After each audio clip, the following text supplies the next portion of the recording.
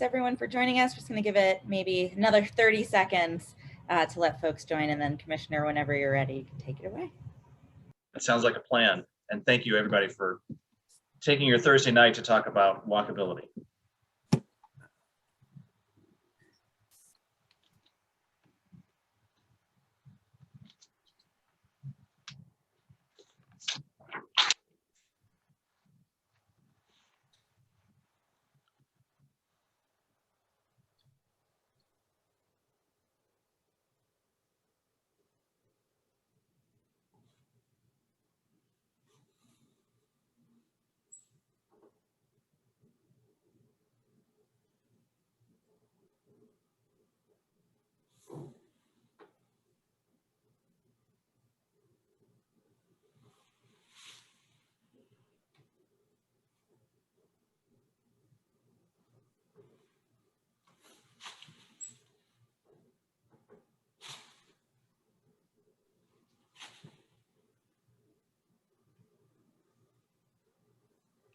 So I think I can go ahead and start my introductory remarks for everybody, and then we can talk to you a little bit about I think, very, very interesting presentation we have for you tonight.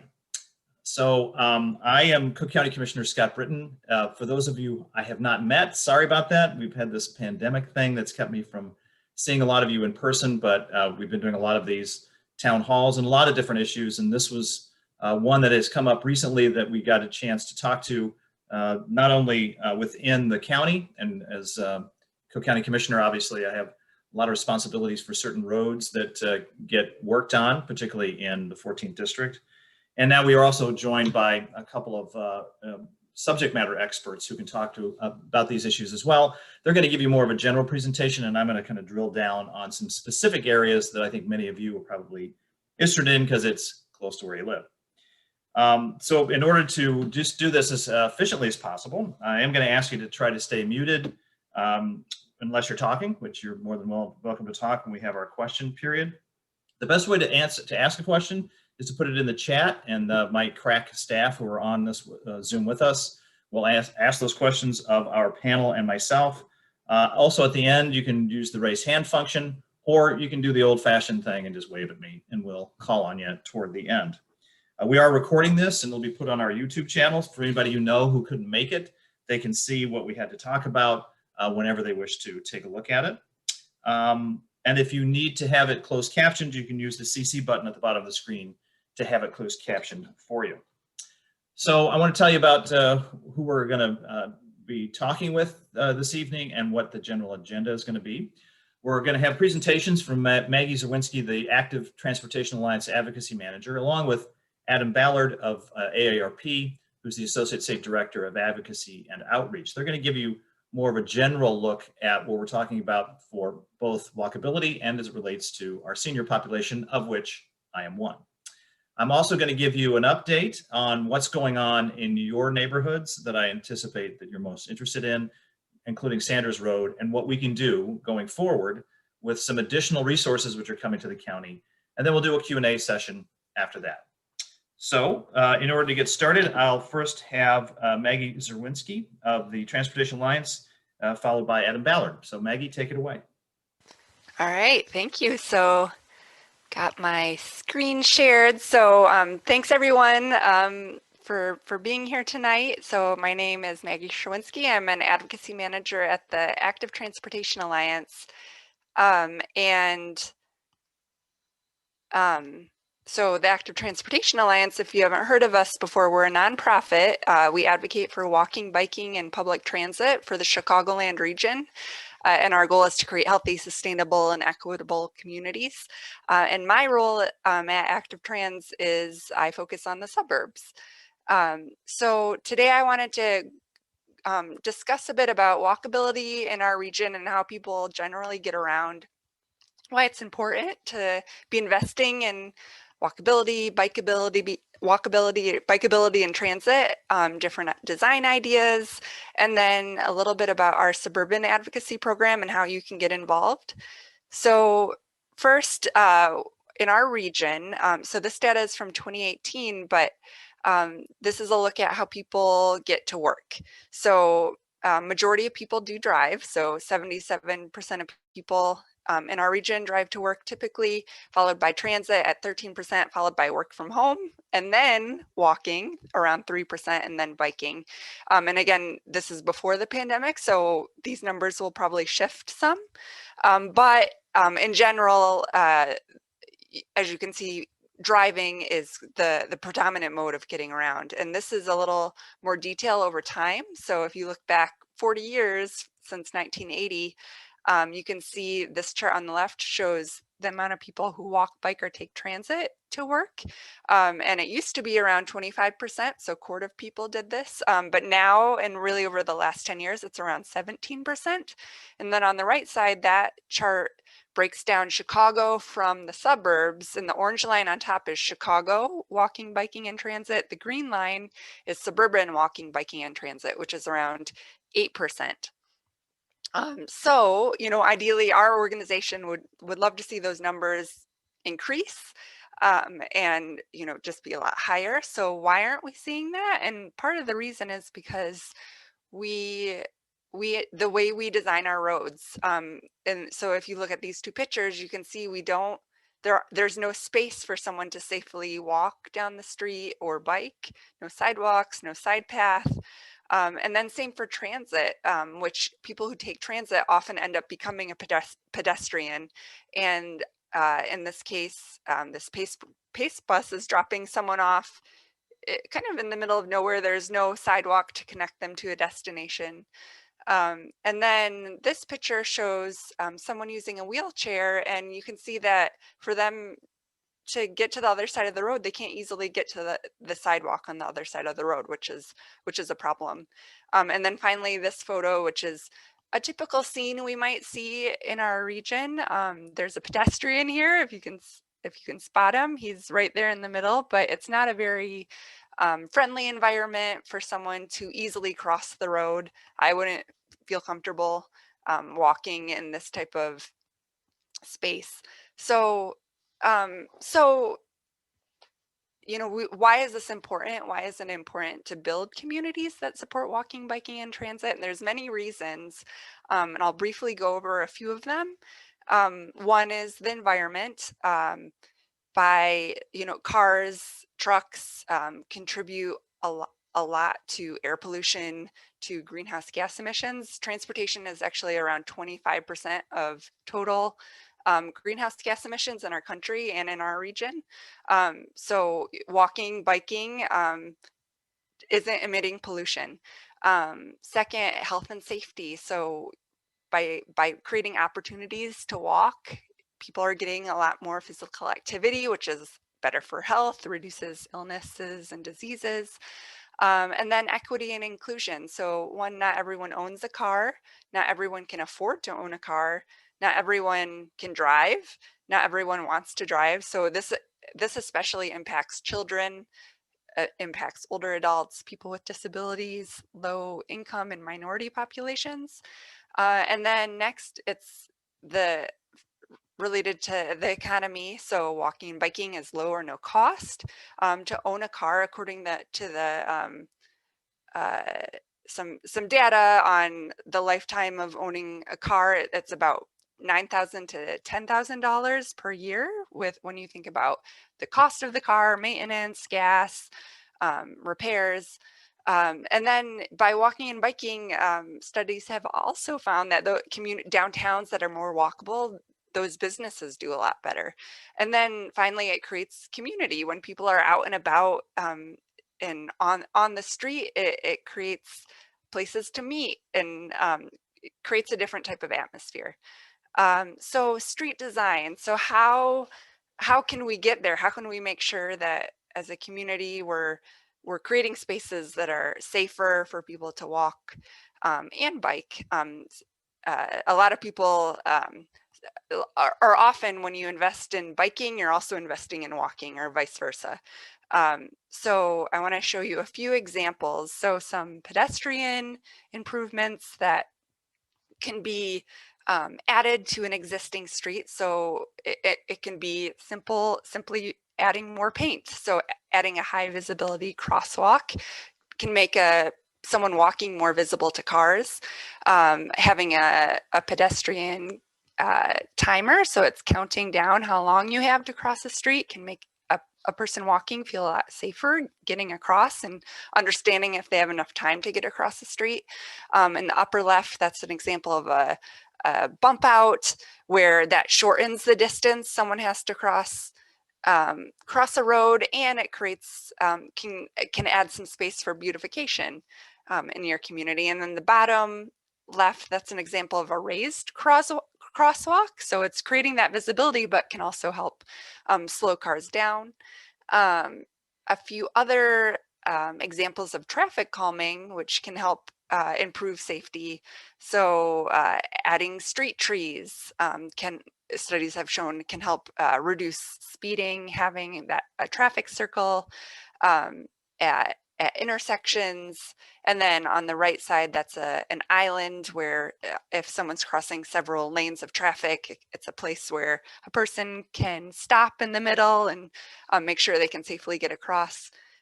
And then really the safest of all is investing in trails and side paths. So where you're completely separated from road traffic. So these can be used by people both walking and biking. And these are all trails that are in our region. What we find sometimes is maybe they don't all connect. So investing in making sure trails connect, and also not only to each other, but to local communities that they're going through or passing. And then for those of you, if any of you are interested in bikeability, so creating protected bike lanes so that are, again, separated from traffic, can improve safety for people biking and make it a more a place where families might be more willing and interested in biking.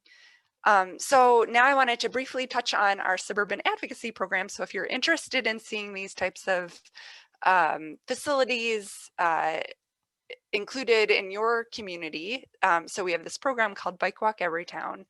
And what it is, we started this program in 2017. So it's, I guess, about 4 years now we've been doing it. And it's about supporting people in the suburbs to help their elected officials and staff implement projects. So we found that projects related to walking and biking are much more likely to happen if there's strong community support and if the right policies and plans are in place. So we have some advocacy training. So we build your advocacy tools, like how do you build that community support? How do you get elected officials on board? And how do you make sure your community has the right plans and policies in place? And so it's a lot of educational, issue-based education. We have a lot of webinars where we go over different designs and policies that can help improve walkability.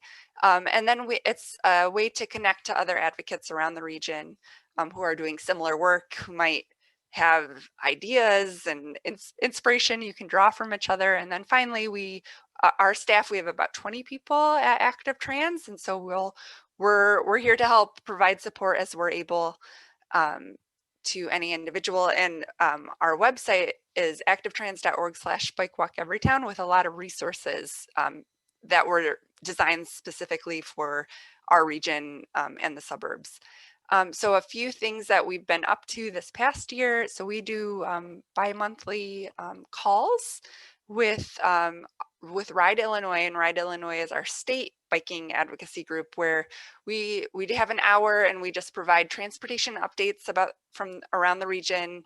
It's a time to maybe ask any questions and bounce ideas off of each other and just connect with other suburban advocates. So you're all invited if you're ever interested in joining one of those calls. We've also done some recent trainings and hosted different webinars on different topics. We had a Suburban Action Week in February of this year, and we had a lot of 25 different sessions. A couple of them we had an artist that spoke about how to promote pedestrian safety through public art. So maybe having a crosswalk and adding some art to it and creating even more visibility. We had an engineer join about how do projects actually get built. so you can kind of understand the ins and outs of that. And then we had a general advocacy training. We had a lot of advocates who are doing great things around the region speak about what they're doing. We also have some email lists that I'm happy to add anyone to for both the north or northwest suburbs. And we share updates, information about those calls or webinars we're hosting. And then we try to keep track of whenever there's funding opportunities out there for walking, biking facilities. We try to make sure we alert people so that that municipal staff and elected officials know that they should be applying for some funding if there's interest in these things. So I wanted also to make sure you're aware of a few plans. So there's the Northwest Municipal Conference Multimodal Transportation Plan that was recently completed, and this is just a good plan to check out for the region you're in. And the plan identifies or evaluated sidewalks along major roads and at transit stops, and it identified key gaps in the sidewalk network, and it also identified priority bike corridors and trails. So you might be interested in checking that out. There's the website. The Cook County Bike Plan, as I mentioned, side paths, trails, people walking and biking use those facilities. So you can share your input about the Cook County Bike Plan.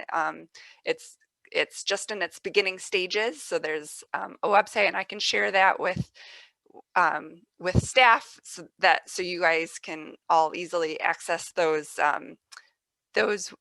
links. But there's also, they just started a Cook County Transit Plan, which they're not collecting public input yet, but they will be later this year. So that's another way that you can provide your own input on what happens in our county.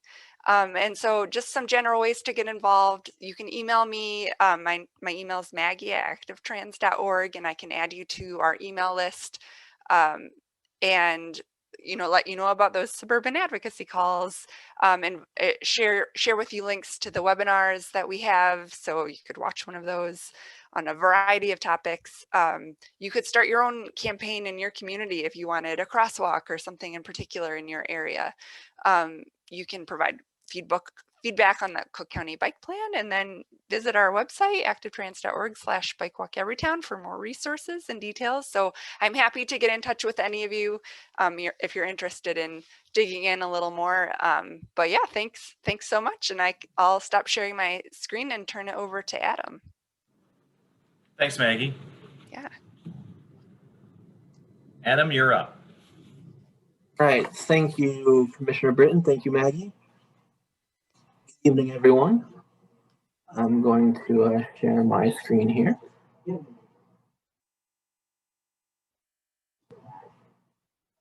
Is that working?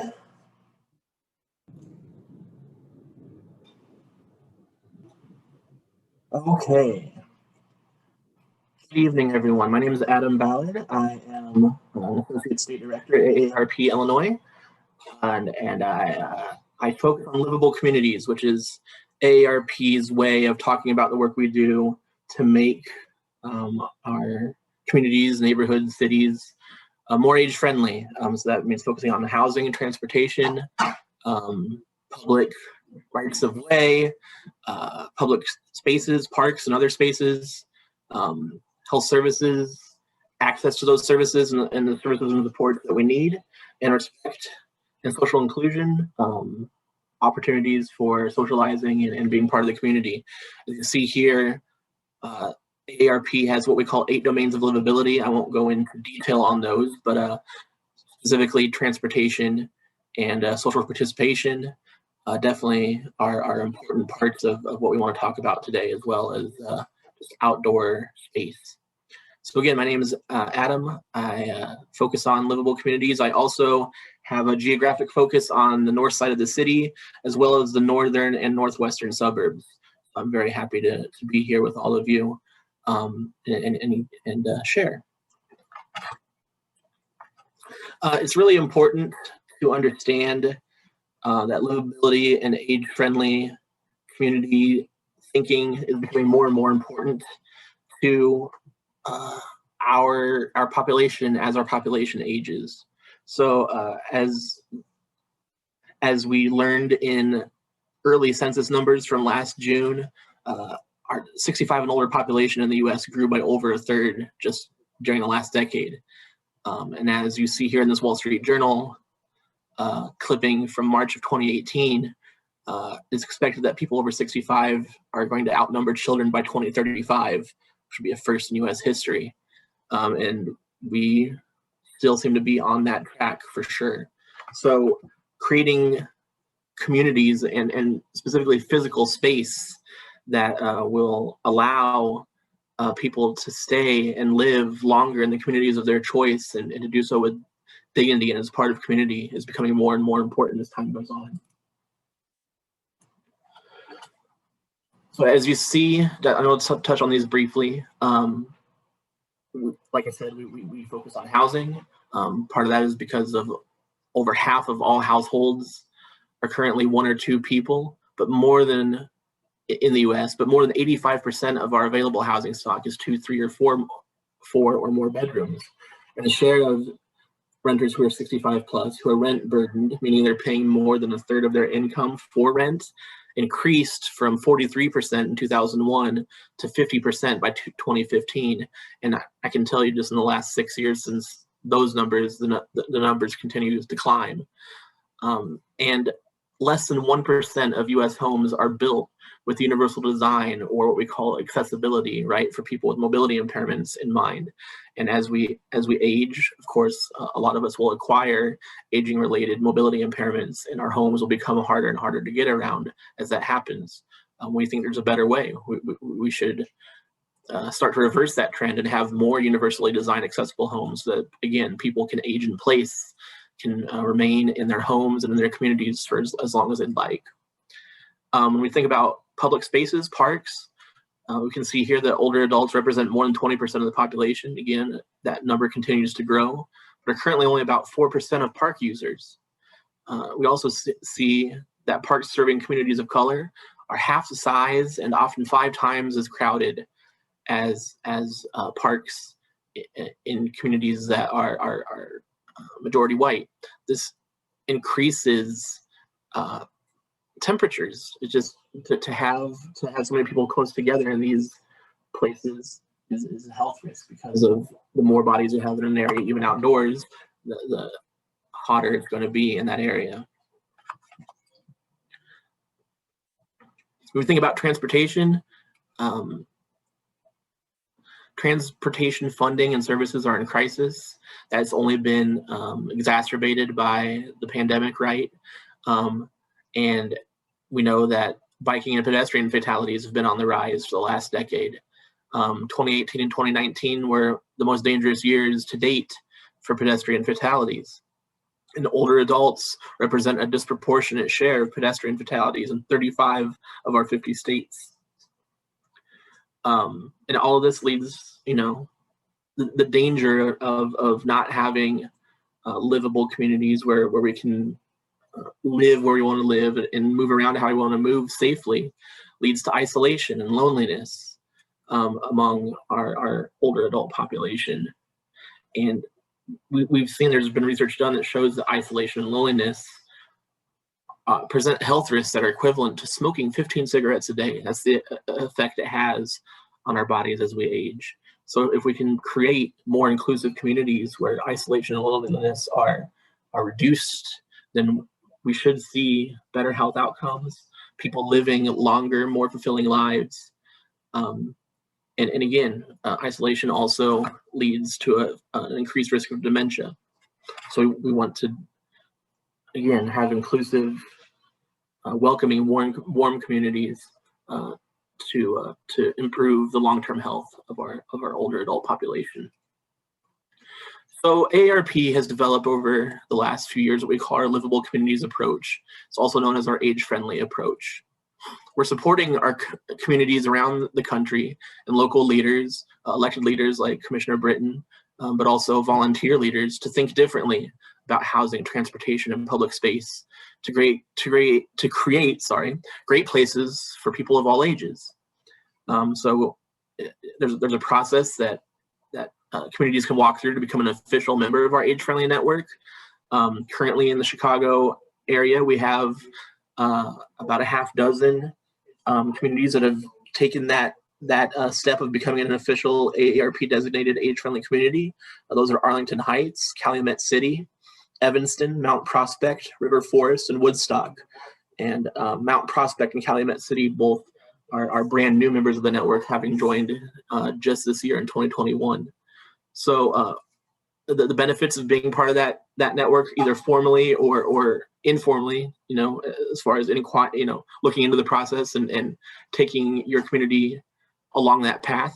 So it provides a framework. You have access to AARP resources, which are there's just so many great resources we have as an organization: policy resources, model ordinances, and step-by-step guides on how to create more livable communities. You get that framework. Grants are available to catalyze that change.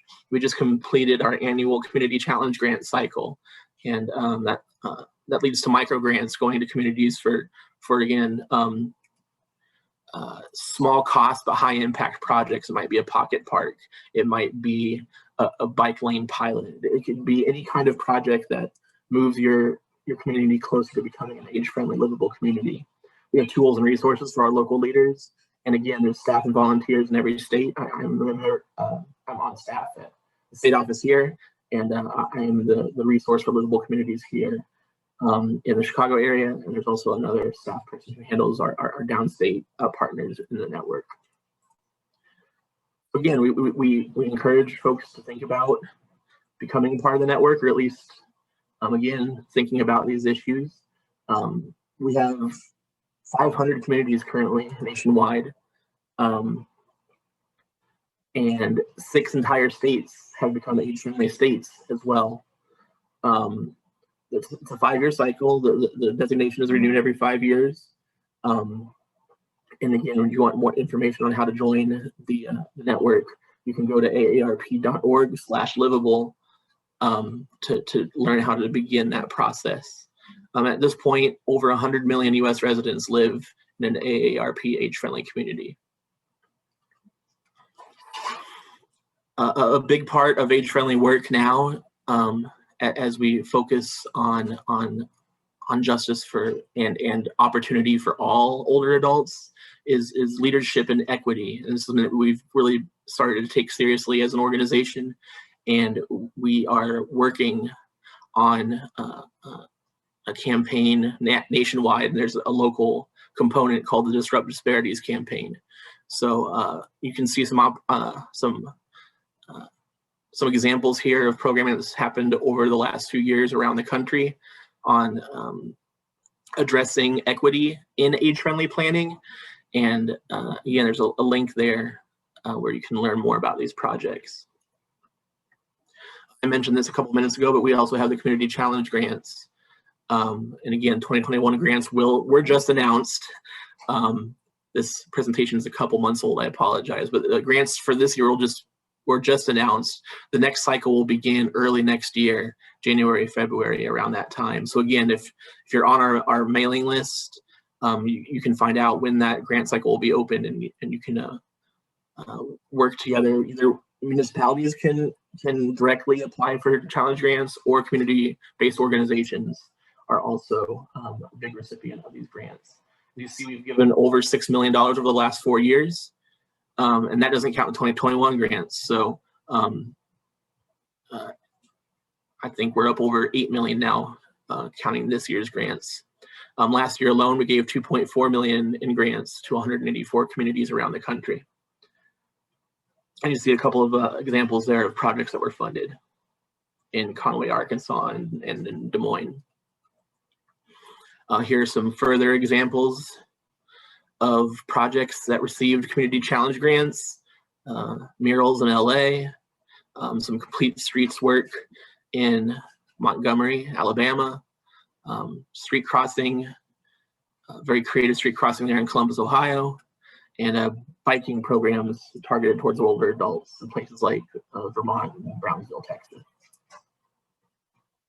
So these are some of the things that the projects that could be funded: creating accessible seating and paths in parks or other public rights of way, community gardens, bike racks, signage, and public art. promoting biking and walking and other healthier modes of transportation, opportunities to engage the public. So community meetings, town halls like this could be funded through a challenge grant, making pedestrian safety improvements, like again, improved crosswalks, and pop-up placemaking to enhance safety, as well as again, transit and bike training for folks who might need that. And then for our tools helping local leaders, we have what we call the Livability Index, which is an in-depth analysis of every community in the U.S. and we by examining their assets in walkability, pedestrian infrastructure, biking infrastructure, housing stock, transportation safety, we are able to show just how livable each community is and what are the opportunities to improve in all of those places. We have a searchable map online, as you can see there. And again, we have a Livable Communities newsletter that you can sign up for. You don't have to be a member of the Age-Friendly Network. You can just go online again to aarp.org/livable and sign up for that e-newsletter and begin getting regular updates. You can also, as you see there, text the word livable to 50757 to begin receiving that weekly e-newsletter. Sorry. And again, as I mentioned earlier, all kinds of publications and resources, all free to you, all available in electronic formats online at aarp.org/livable.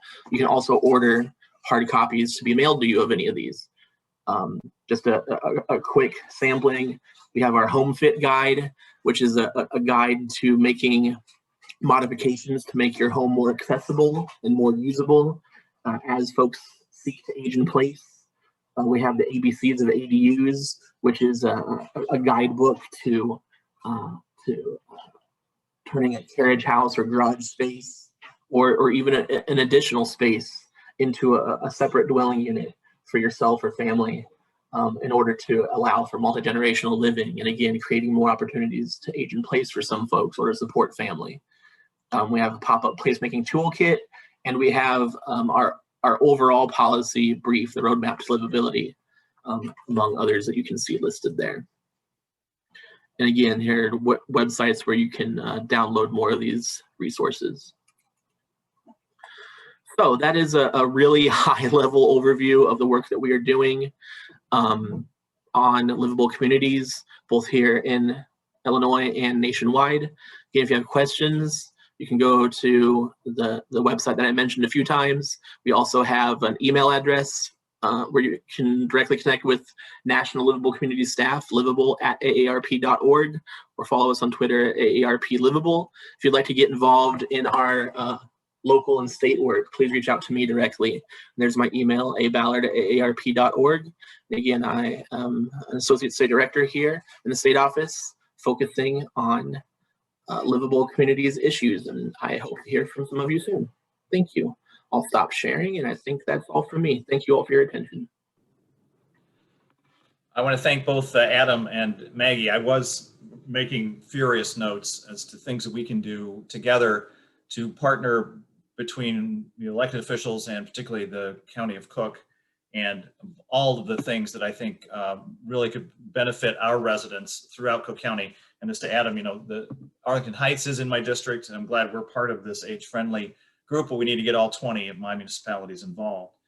So if we're going to then start sharing the screen for my portion of the evening's discussion, which is going to be a little bit more specific as to some things that are going on in the county, and specifically to the area that Sanders Road intersects. So the first thing we're going to talk about is the Cook County's long-range plan. I'm just going to go through this quickly, but the idea of the county is that they're trying to prioritize and improving transit as an essential part of eliminating congestion throughout the county and addressing the travel needs, the many travel needs of our Cook County residents. And that also involves not necessarily having to drive your car everywhere. The second priority relates to our freight nexus, which is the kind of the focal point of our transportation system as it relates to interstate freight travel. You know, trains are beneficial in many ways because they eliminate so many trucks from the road. So they can be a green infrastructure positive. So we have to maintain that access. One of the big things that we've all been trying to emphasize with President Preckwinkle and since I've been on the board is equal access to all opportunities. That includes trying to be inclusive, both as to regions and as to individuals, for greater and more evenly distributed economic growth throughout the county. That applies in parts of our district and certainly throughout suburban Cook. As we've talked about a lot recently, we've seen the suburbanization of poverty in a way that makes a transportation plan and active transit extremely important for all residents of Cook County. Our fourth priority is to maintain and modernize what already exists. Sanders Road is a perfect example of that, and try to find out new ways and new technologies to improve our systems of transportation, both biking, pedestrian, automobile, and others. And the fifth is to increase our investments in transportation. That has been a priority of the president, it's a priority of mine, and it just so happens that we are receiving a rather large influx of cash from the federal government into the American Rescue Plan, which we can assign to various tasks, which honestly we would not have been able to get to but for this sudden infusion of cash from the federal government. And you can go to the next slide. So the Cook County Department of Transportation wants to engage specifically on the Sanders Road issue, and I think a lot of you here are interested in that part of this presentation. Now, we had a March 4th meeting and we offered online comments, and there was a general takeaway of these bullet points.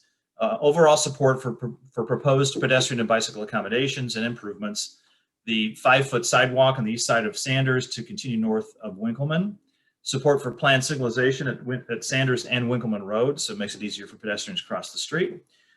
Requests for Cook County to consider infrastructure and connections to the Des Plaines River Trail, something we've been trying to do with all of our trails to make kind of a one seamless whole, both for pedestrians and bicyclists.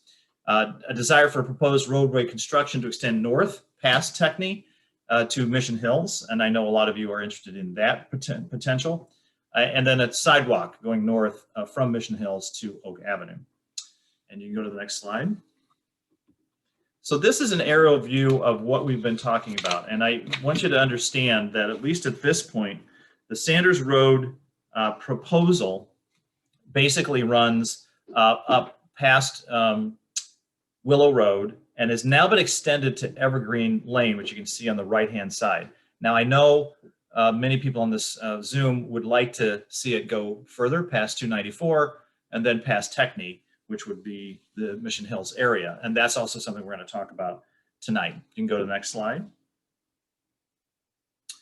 This is the satellite view, which shows Sanders between Milwaukee and Willow, and then also Willow and Evergreen. And again, it's my understanding, if I remember right, that we didn't really talk about the Willow and Evergreen section of this the last time we were here. This is something relatively new. So, you know, we're moving northwest. And I think that's a positive. We still have a ways to go, but that's generally what the county's transportation department has looked at as to improvements for Sanders. You can move on. So this is what Sanders Road looks like today. It's a two through lanes on both sides, a two-way left turn lane, and then parkway on both sides. Not exactly pedestrian or bicycle friendly. You can go to the next slide. The proposed Sanders Road corridor improvements from Winkleman to Sanders gives you both a pedestrian shared path with a parkway continuing, and then obviously an expansion into 6 lanes, including a turn lane, which will assist in eliminating the rather significant congestion that exists at particular times of day, as I'm sure all of you know, with another sidewalk on the other side. The Winkleman Road to Milwaukee Avenue narrows down to 2 through lanes, keeps the turn lane, but also adds this sidewalk on the right-hand side, as you can see, and a shared use path, which would include bicycles and pedestrians. You go to the next slide. This is the basic view, Sanders going north, and then the Evergreen to Willow Road, and then the Willow Road to Winkleman. It also gives you an idea as to the improvements that have been discussed which I think will significantly improve the functioning both of the road and the safety for people crossing, and the ability for people to move much more easily along the side of the roadway if they wanted to walk or bicycle to some location in this area. And you can go to the next one. So we have a few questions that have been raised and have been raised since our last meeting in March that I want to address just briefly. So Sanders was recently repaired. We're doing it again because we did a short-term fix, but the road is in terrible condition, and we have to do something more significant, including this complete rebuild. Now, again, that's the area that's south of Techney. I know that we want to try and look at something north of there, but the wear and tear has been more south. That's why it has been prioritized. When you talk about when construction is going to occur, it is scheduled to begin in 2024 after the completion of the phase 2 design projects, and that construction is going to last between 12 and 18 months. The project itself was funded through a combination of the Illinois motor fuel tax and Rebuild Illinois bond funds. As you may know, we stopped rating fuel tax money for other purposes in the county. Also, the state of Illinois committed substantial resources at the beginning of the Pritzker administration, which has enabled us to do this rebuild bond issuance. Next, a lot of people have asked about the eastern Massasauga rattlesnake and whether it impacted the design of this project.